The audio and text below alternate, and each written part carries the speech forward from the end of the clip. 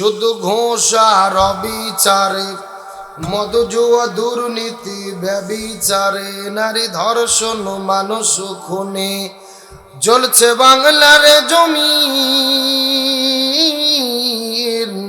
বিদায় হতে চলছেন নবীজির রক্তে মাখা দিন। রেডিও আর টেলিভিশন, ফেসবুক, ইন্টারনেট আর মোবাইল ফোন কেড়ে নিল সব মানুষের মন। খোদার কালাম লাঞ্ছিত হয়ে কাঁদেছে রাতে দিন। বিদায় হতে চলছেন নবীজির রক্তে মাখা দিন। তবে মানুষ তুমি মনে রেখো, একদিন তোমার সোনার দেহ রবে না রে আর। মাটির দেহ মাটির সাথে মিশবে রে ধুলাই। কিসের টাকা কিসের বাড়ি কিসের জমিদারি, সঙ্গে তোমার কেউ যাবে না পুরুষ কিংবা নারী। বটবৃক্ষে কোন সে মহল কে দিল রে, লতার গাছে কদু মৌমাছিরা কারো হুকুমি মৌচাকে দেয় মধু। শিমুল গাছে কে দিল রে নরম নরম তুলা, চৈত্র মাসে কারো হুকুমি জমিন মাঝে ধুলা। পাখির কণ্ঠে কে দিল রে মিষ্টি মধুর গান। চিন্তা করে দেখে রে মানুষ সবই মহান আল্লাহ তাআলার দান। লা ইলাহা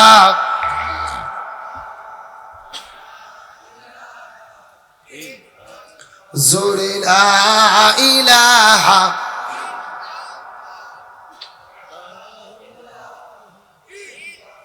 আপনারা সকলে থামেন। আপনারা সবাই ঘুমন্ত না জাগ্রত? আরো জোরে বলেন।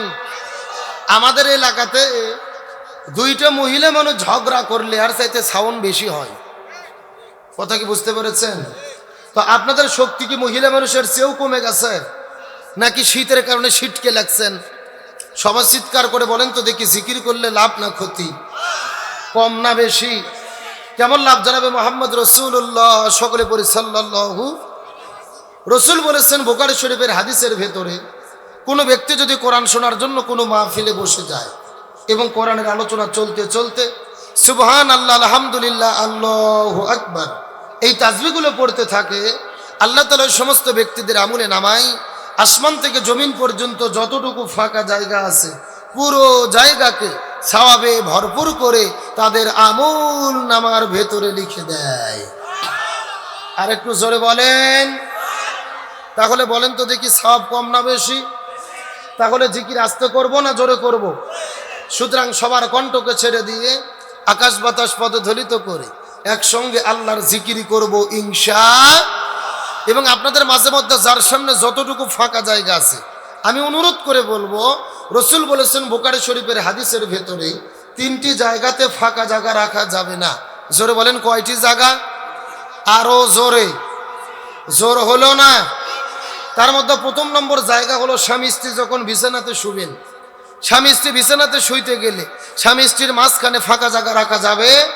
স্বামী স্ত্রীর মাঝে যদি ফাঁকা জায়গা রাখা হয়, মাঝে মধ্যে শয়তান ভেতরে ঢুকে স্বামীকে বলতে পারে যে তোর বইয়ের চাইতে তোর শালী ভালো। কথা কি বোঝা যায়? আবার বউকে বলতে পারে যে তোর স্বামীর চাইতে তোর দেওরাই ভালো। এজন্য স্বামী স্ত্রীর মাঝখানে ফাঁকা জায়গা রাখা যাবে। দুই নম্বর হলো যখন নামাজের জন্য কাতার বন্দী হবেন, নামাজের কাতারের ভেতরে ফাঁকা জায়গা রাখা যাবে। আর তিন নম্বর হলো কোরআনের মাহফিলের মধ্যে ফাঁকা জায়গা রাখা যাবে। রসুল বলেছেন কোরআনের মাহফিলের মধ্যে যদি ফাঁকা জায়গা রাখা হয়, এই জায়গাগুলো ফাঁকা থাকে না, এর ভেতরে শয়তান বসে থাকে। কে বসে থাকে? এখন আপনারা কি চান আপনাদের ভেতরে এসে শয়তান বসুক? যদি না চান, যেই কয়জন লোক আছেন একেবারে গায়ের সঙ্গে গাও ঠেকাইয়া ঠেকাইয়া সবাই আমার কাছে চলে আসেন তো দেখি। আমার কাছে যত আসবেন তত ভালো লাগবে ইনশাআল্লাহ। সবাই জমে জমে আমার কাছের দিকে চলে আসেন আর একসাথে জিকির করেন লা ইলাহা জোরে লা ইলাহা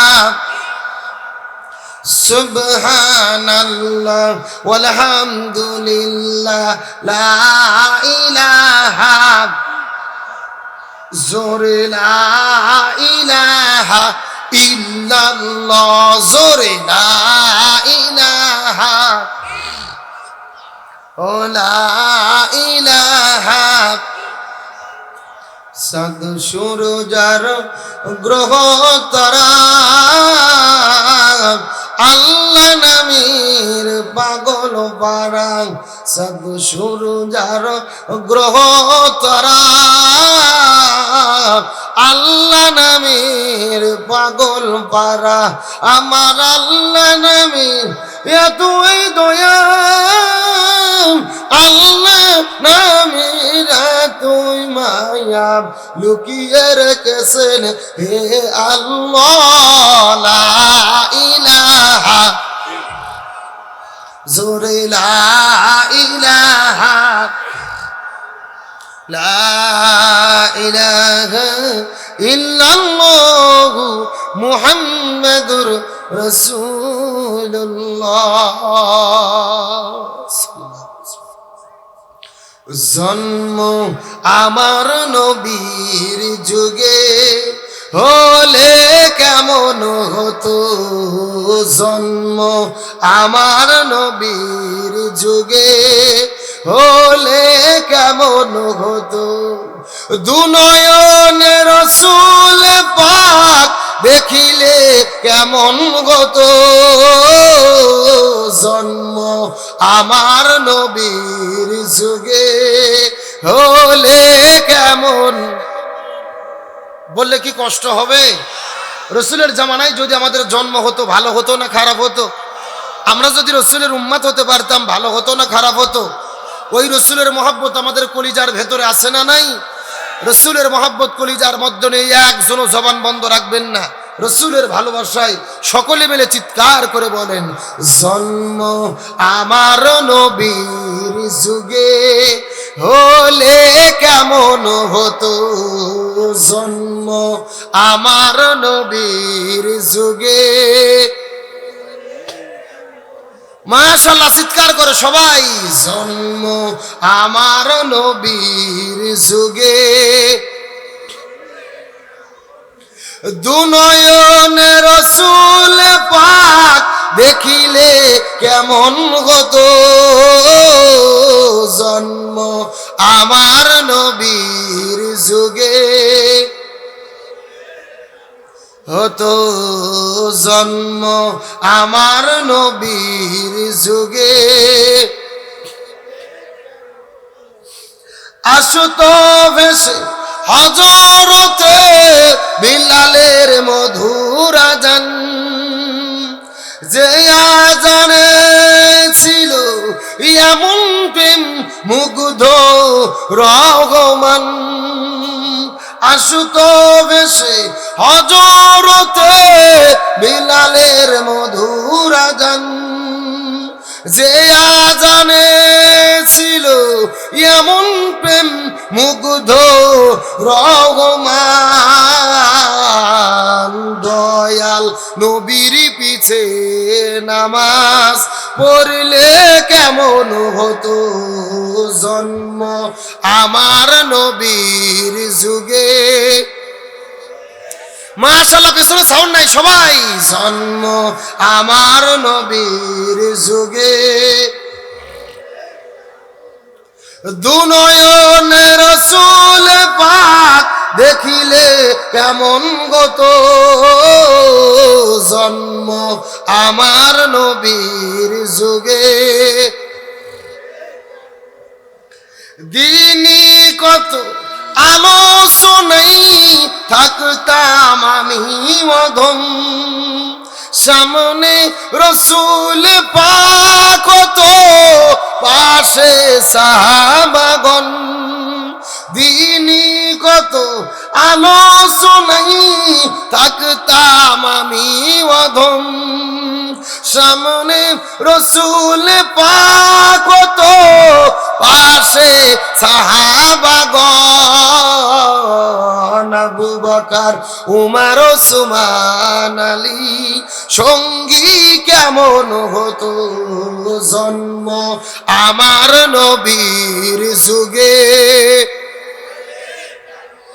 হতো জন্ম আমার নবীর যুগে